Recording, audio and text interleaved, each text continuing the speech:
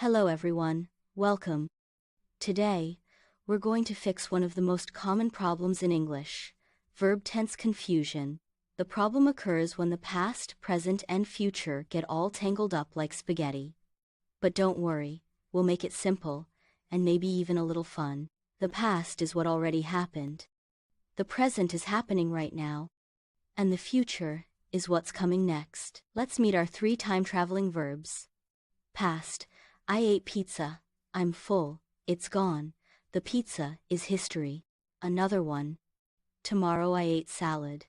Wait, you're a time traveler now? Present. I eat pizza. Yup, I'm eating right now. You want a slice? Future. I will eat pizza. Not yet, but watch out pizza, I'm coming for you. Easy, right? But here's the mistake many learners make. They mix the tenses in one sentence and confuse the listener. Example.